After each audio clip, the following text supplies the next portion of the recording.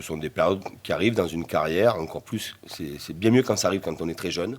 Évidemment que j'ai eu un échange intéressant avec lui en lui donnant à la fois, en l'écoutant, parce que dans ce genre un peu de contexte, parce que c'est vrai, c'est très rare, hein, en 3 jours, c'est très rare.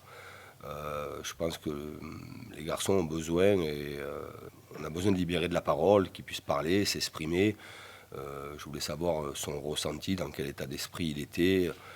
Est-ce qu'il était touché? Il est touché surtout sur le fait qu'il sait que ce sont des pénaltys qui coûtent des points.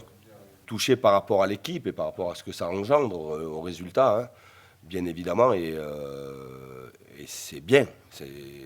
Heureusement qu'il a cette prise de conscience, mais c'est arrivé à d'autres et ça arrivera encore à d'autres, hein.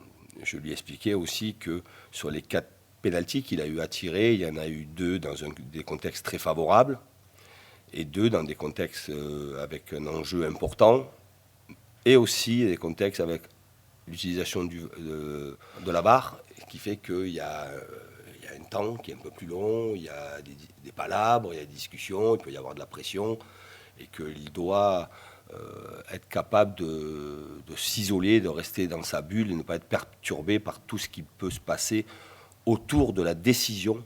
Mais ça fait partie de l'apprentissage, et j'ose espérer qu'il va gagner en expérience par rapport à ces 2 mésaventures. Il a ma confiance et toujours ma confiance. Il était toujours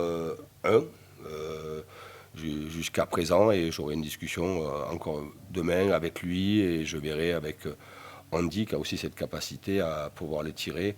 C'est à eux aussi de sentir, et à lui aussi de sentir, et ne pas être dans, je lui ai dit, il ne faut pas être dans de la revanche ou de l'orgueil ou mal placé, et il n'est pas dans ce registre-là. Amine est un garçon très structuré sur un plan mental.